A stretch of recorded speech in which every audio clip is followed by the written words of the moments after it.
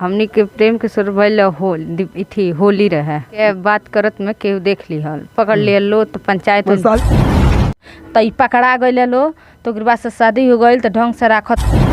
आखिर तू जब हस्बैंड तार हवे कलन तो दूसरा के संगे काहे जात रहलू? ओकर बाद से मुकदमा कइने कि हमरे जीजा पे कि अपने जीजा से गलत संबंध बा। गाँव में एगो लड़की के शादी रहल लवे मरे से भइल उहे देखा के इनहु से कल रहले।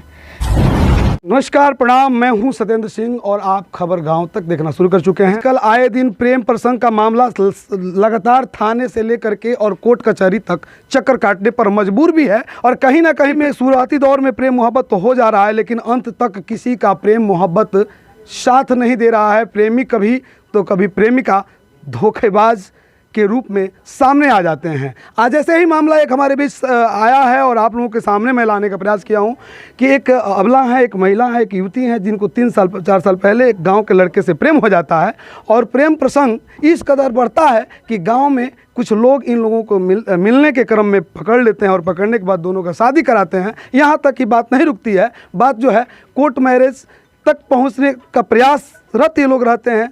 कुछ गांव के लोग समझाते बुझाते हैं और दोनों का शादी करवाते हैं। यहाँ तक कि तिलक भी गांव से गांव में ही बगल के ही घर में तिलक जाता है, बारात आता है। और आज जो है ये लड़की दर दर की ठोकर खा रही है, न घर के न घाट के। घर पे किसी तरह से इसको लोग रखे हुए हैं, यही बहुत बड़ी बात है।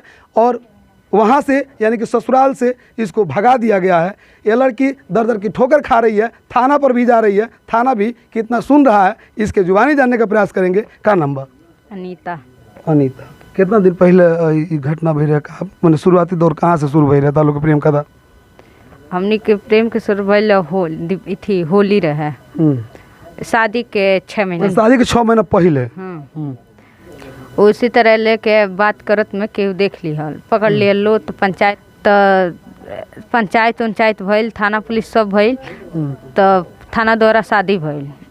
थाना द्वारा कागज बनल, शादी द्वारे पर भइल, धूमधाम से शादी भइल। ओकर बाद से हम गईनी 6 महीना रख ले लो सही से। ओकर बाद से मार पीट के खरीद तो शादी विवाह केंगा भइल? माने कोर्ट में भइल, कागज में भइल, द्वारे में भइल।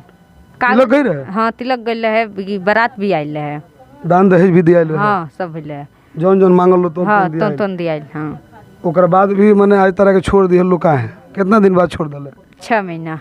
6 महीना ठीक से रहले? हाँ। ओकर बाद से मुकदमा कइने कि हमरे जीजा पे कि अपने जीजा से गलत संबंध बा, उसीलिए विदाई मांगत हैं तो नहीं खे आवत। मतलब तहरा पर लक्षणा लगा देले कि तू जीजा के संगे अपन अफेयर करेलू, प्यार करेलू, ऐसा माने मामला लगा के तरह हटा देलो। तो हमरे बहन के शादी पड़ल रहे। हमरे शादी होइले के बाद हमरे बहन के शादी पड़ल रहे तो एगो गाँव में बगल में गुप्ता हो गए दिलीप नाम है, उन्हीं के संग हमारे पापा भेज दिया कि तनी हमार तबीयत तो खराब रहे, तनी दवाई करा दियो आ कपड़ा खरीद दियो। तो गईनी जा तो कुछ दूर गईनी जा तो रास्ते में लाठी डंटा लेके खड़ा हो गई लोग, और खड़ा हो गए लोग, घेर लिए लोग कि इन्हें पूरा गांव में हल्ला कर दिए लोग कि अनितवा के थी दिलीप के संग भाग गई। पूरा गांव में हल्ला कर दिए लोग कि अनितवा दिलीप के संग भाग गई। तो एने से हमनी के झगड़ा बड़ा के हो रहा है, नीचे डूमरी रहा रास्ता धके जा तो उन्हों रह लो लाठी डंटा लेके उन्हों खड़ा रहे लो। वो जैसे कोनो का झगड़ा बड़ा के चलिए नी के तो ऐसे 1 हफ्ता मेरे बहन के शादी रहे। ओकरे बाद से 1 हफ्ता के बाद आईनी जा हमारे गल जो मामा घर आईनी जा तो रास्ता में हमारे बहन के हरदी रहे, रास्ता में ही जा घेर के बहुत मार कर लिया लो अपने भी मरल रहे लो। हाँ, हम को में लागल रहे, उनके छोट भाई ढकेल दिले रहने हमके। तो गुप्ता लोग से खूब विधवत मार कर लिए लो अपने में। तो वही में हर्जनेट लागल बा, तो वही के लिए कहे ले लो कि इन्हीं के चलते मार भइल बा। आ हर्जनेट लागल बा लोनी गुप्ता लोनी पर उ लगैले बाना राकेश। आ वैसे हमार शादियों ब्याह भइल, ओहि में हमार पापा बहुत कर्जी से दब गइल बाना, खेत भी रेहन बा और बियाजी पर पैसा भी ले ले बाना। जब प्यार कैले रहलू तो उनका से तो इजहार होखे के पहले बहुत सारा वादा भइल हुई, बहुत सारा जिए मरे के कसम खाइले होकर जहाँ जौन की होला सब लोग करेला। सब प्रेमी प्रेमिका एक दूजे के संगे जौन बात उन क्रिया खाला कि तारा खातिर हम जिए, तारा खातिर मर जाए, तारा से शादी करे में, सब तो वादा कैले हुई। हाँ, वही कुल वादा कैले रहे, कैले रहने तबे ना भइल सदिया। अच्छा, शादी के पहले तालो के मिलल जुलल माने शुरू रहे, पहले से तालो मिलल जुलल कर फोन से बताओ उनके। अच्छा, और ओकरा बाद से शादी जब करा दियल गई तो शादी के बाद 6 महीना कोनो दिक्कत ना भइल, तो आखिर तू जब हस्बैंड तार हवे कलन तो दूसरा के संगे काहे जात रहलू? जैसे मुकदमा कैले रहने वैसे मुकदमा उतार पहले ही कह दिल? पहले ही कैले रहना, तब हम दूसरे का मुकदमा कैले रहलन कि अपने जीजा से गलत संबंध बा वैसे लेने के आवत। अच्छा, मतलब उस केस कर दिल कि अपना जीजा के संगे गलत संबंध बात तारा के मन ना रखे के चलते। हाँ, तब उनके हम नहीं लिया गई, नहीं तो हम लिया गई नहीं रहती। तो जीजा से तार बात विचार है ना? जीजा तो उस समय हमारे दुबई रहना है। तो दुबई रहे वाला आदमी पे कैसे केस हो गई? तो उहे न केस तल केसिया ना लहेला तो ए तरह फंसाते रहे ले लो। अच्छा, ये बताओ कि फिर एगो और लड़का के नाम रखलू कि और लड़का के लगा के ये लोग कहे लागल, तो ओइमे का सच्चाई बा? ओमे सच्चाई बा कि हम उनके कोनो गलत संबंध नहीं खे। अच्छा, ओमे कोनो गलत संबंध के मारल लो? हाँ, मार पीट कर लो तो ओमे 7.5 लाख रुपये पौले बाड़े लो। अच्छा, हर्जन एक्ट कहले बालो गुप्ता जी पर? हाँ, ओमे 4 महीना तारा चलते एगो लड़का पर हर्जन एक्ट हो गइल। वो लड़का के का दोष रहे? उहे दोस्त रहे, खाली उनके दोस्त कोनो रहे, हम खुद गाड़ी पर गई नहीं, बस ये रहे। हमने के वो लड़का से भी बात करे के प्रयास करम सन जेकरा पर हर्जन एक्ट हो गई। ये लोग गोड़ जाति से आवेला और कहीं ना कहीं जाति के दुरुपयोग करते हुए एगो लड़का के पर हर्जन एक्ट भइल, वो लड़का के फंसावे के प्रयास कल गई। 2 गो प्रेमी प्रेमिका के कहानी में कितना लोग पिछड़ाई, कितना लोग के एक आदमी के गलती के सज़ा भोगे के पड़ी। ये चीज़ के हमने के समाज में कुरीति बढ़ल जा रहा बा। ये पर जरूर हाँ अथी अंगली उठे के चाहिए, पर जरूर जौन बात कीजिए। प्रश्न चिन्ह खड़ा हो रहा बा कहीं ना कहीं। सुने में इहो आयल है कि पुलिस के पर केस भी कैले बा, मुकदमा। हाँ, पुलिस पकड़ लो भैया, काल पकड़लस। अब हम कहनी कि शादी दूसर कर तो पकड़ के अब बस 4 घंटा में जले रहनी तले रखले रहनी। पुलिस काल पकड़ल? हाँ, कल ही पकड़लस। उजकी हम रहनी, हमरे आँखिया के सामान पकड़ ले लो, हम घर चले नहीं तो छोड़ दिए लो। चल आइल फिर? हाँ, आके बहुत ससुर और मेरे सास वही राकेश बहुत गाली देते रहना लो। अच्छा, अभी कहीं जेबू कुछ ना हमार उखाड़ पैबू।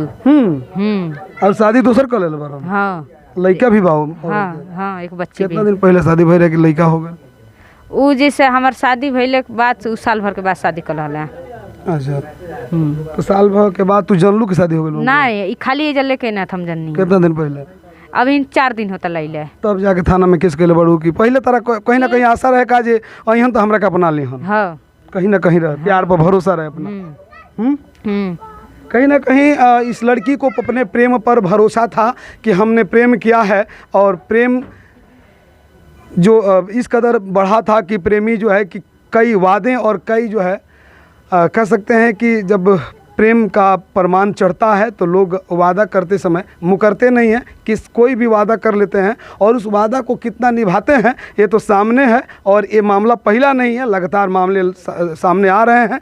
कहीं ना कहीं तारा ही ना बुझाला कि तू बहुत लम्हर गलती कैलू, अपने माई बाबू के बात जो बात उनकी मनले रही तू तो तारा ये दिन ना देखे के पड़ी थी, ना बुझाला? अब एहसास होला, अब एहसास होला। वो बराना एहसास होता रहे, प्यार के प्रमाण रहे, चढ़ल रहे, आज उतर गइल बा ना। कहीं ना कहीं प्रेम के प्रमाण ज़्यादा दिन तक टिक नहीं रहा है। और इनकी माता जी हैं, उनसे भी हम बात करने का प्रयास करेंगे, क्योंकि एक माँ जिसकी बेटी गांव के बगल में शादी होती है, प्रेम होता है, इस कदर प्रेम इस पर बात मानने पर मजबूर होते हैं कि इसका घर अच्छा से बस जाए। तिलक चढ़ाते हैं, बारात आती है और दरवाजे पर बारात आने के बाद शादी होती है। और पूरे हिंदू रीति रिवाज से शादी होने के पश्चात किस तरह से धोखा मिलता है इस लड़की को, और किस तरह से इस लड़की को जो अपने घर को त्याग करके, अपने घर की खुशी को त्याग करके दूसरे के घर को के खुशी को के कड़ी को आगे बढ़ाने में अपना मदद करती है, काम अपना कारोबार बढ़ाती है, अपना पैर बढ़ाती है, उसको आज इस दर दर का ठोकर खाना पड़ता है। गांव में क्षेत्र में बहुत लोग आभी का भी मारत हुई, टोन मारत हुई कि हाँ का लोग कहता ओ लोग तरह तरह के बात करत हुई। अजीब महसूस होता है ना, बुझात में हो कि कहीं ना कहीं एगो गलती के सजा रोज मिलता हमरा, बुझाता। उसी की माता जी हमारे बीच मौजूद हैं, इनसे भी बात करने का प्रयास करेंगे। आप अनिता की माता जी हैं, का हुआ था मैंने का भेल रहे, कैसे घटना घट गई, इतना लम्हर हादसा कि आज रोल कई दिन देखे के पड़ता है। गाँव में एगो लड़की के शादी रहल, लवे मरे से भइल, उहे देखा के इनहु से कह रहल कि हाँ हम शादी तोरा से कह लेब। हम तो ई पकड़ा गए लो तो ओकर बाद से शादी हो गई तो ढंग से राखत नहीं खेलो, मार पीट के एकरा खदेड़ देते घर में से। नहीं है कि सदिया धूमधाम से भई रहे, बारात आई रहे, तिलक गई रहे। हाँ शादी धूमधाम से भइल बा, दहेजो वालों दहेजो दाल बानी जा, बहुत बरातियों लेके आइला है, बहुत गाड़ी आइला है, सब कुछ आइला है ना। हाँ धूमधाम से ब्याह भइल, आज ब्याह टूट गइल, सुनने कि कोई लोग जेल में भी गइल रहे, बताओ तो रही हो।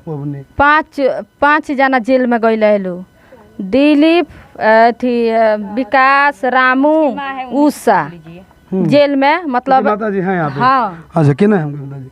हो का बानी। देखिए उस गुप्ता परिवार जो बीच में जो है कि कहा जाता है कि अड़ोस पड़ोस में के लोग काम आते हैं, एक दूसरे के काम आते हैं, तो कहीं ना कहीं महिला हैं और उनके लड़के लोग का भी नाम आया था, जेल में लोग गए थे। आखिर क्या कारण था, का भय रहे कि रौरा लड़का लो रौर जेल गए रही? हाँ 1 महीना हम जेल में सही नहीं है। का कोई नहीं रहो, ई बात ये रहे, इनका लड़की के शादी रहे, सारा बाजार हमार लड़का के बाइक में तेल भरवा के सारा बाजार कोई उस टाइम हम घरे नहीं रहनी। लास्ट में कुछ सामान घटल तो कहल लोग ऐसा बा के दिलीप तन लेके चल जेबे, लड़किया के बुखार लगता, दवा करा दिया, सामान जौन कोई तन कीन दिया। अब लेके हमार लड़का भैरगंज नहीं पहुँचल, हर नहीं तक ले पहुँचल रहा। तो लोग चौरा हीरा लाल, राकेश, रघुनंदन और सोने लाल, 4 आदमी, 2 आदमी डुमरी चौरा पर, 2 आदमी हरनैया चौरा पर लाठी ले बरल लैलू। तो फोन कहलू गाँव वाला कि ऐसा ऐसा बात ही हो गए, देखिए लाठी लेके गोल बोलो तो मार्केट नहीं कह के हरनैया चौरा छोड़ा के डुमरी मुखी आइलो, तो 2 जना ठाड़ रहे लाठी लेके, लाठी तानल बस बाइक लेके हमार लड़का भागी आइलो। घरे आइलो तो घरे बड़ा गाड़ी फजियत भइल, दिन लोग बाग दाब दुगो बरा दिहल। हम चल गनी कोसी रहे बहन की यहाँ महुआ डिग, चल गई लड़का फैका लेके 12-13 दिन पे अनी तैयानी तैये हमार लड़का हमने घरे रहनी जा। हमार लड़का गाँव के बगल में गई न, वो जा घेर के हमार लड़का के लाठी डांटा लेके सेफ रहे, घेर के बगल में बनाई के मारल लो, मार के हमने सब जना के हर जनेट लगा के जेल भेजवा बोलो। ये लड़कनिए के चलते बताइए हमने का दोष बा, एक चलते क्यों मदद नहीं करी। थाना अभी तक कुछ किया नहीं है कार्रवाई। लड़की के द्वारा ये भी आरोप लगाया जा रहा है कि थाना प्रभारी लड़के को पकड़े तो थे, 4 घंटा रखे और उसके बाद से उसको छोड़ दिए। क्यों छोड़ दिए होंगे, क्यों छोड़ दिए, कुछ पता चला? पैसा वैसा पाए हुए तभी नहीं छोड़े हैं, मतलब पैसा पाए हैं इसलिए छोड़ दिए। हाँ। आपको शक है? हाँ देखी तो नहीं है पैसा हाँ, देते में? नहीं देखे नहीं है, लेकिन बात करने देख रहे हैं। जब वो बात कर रहे थे पुलिस और राकेश हीरा लाल आप जा रहे थे अंदर, तो वो बोल रहे थे, पुलिस एक बोल रहा था कि ज़्यादा भकर भकर बोलना मत। आपको? नहीं राकेश को। अच्छा भगर मत बोलना। हाँ। और बाद में छोड़ दिए उनको? हाँ बहुत गाली देते हैं, कहते हैं कि क्या मेरा उखाड़ लेगी, क्या उखाड़ लेगी, बहुत जाएगी तो जटहे थाना बस जाएगी, आके घरे गाली देते हैं सब रात को। अब क्या कहिएगा, कानून कोर्ट से क्या मांग करिएगा? जब मेरा आदेश हुआ है। क्या आदेश हुआ है? आदेश हुआ है मेरा, एक रूम, एक किचन बाथरूम और राशन पताई और 6000 रुपया। तो क्या आप उतना ही से संतुष्ट रहेंगी कि आपके पति में भी आपका हक है, उनसे भी चाहेंगे कि वो भी आपके साथ रहें? हाँ रहना चाहते हैं। रहना चाहते हैं, हम बिल्कुल साथ में रहना चाहते हैं। हाँ शादी हुआ था तो आप उनके साथ ही जीवन यापन करना चाहती हैं? हाँ। चलिए, लड़की का ये कहना है अंत में कि कानून के द्वारा ये कानून का दरवाज़ा खटखटाई थी, इसको जो है कि एक घर और रहने के लिए घर और खाने के लिए रोटी और पानी की व्यवस्था करने के लिए कानून के द्वारा आदेशित किया गया है। उस आदेश पर अमल करे बेटा पक्ष, यही इसका मांग है। आप लोगों से हम मिलेंगे एक छोटे से ब्रेक के बाद, तब देखते रहें खबर गाँव तक। नमस्कार, प्रणाम, जय हिंद।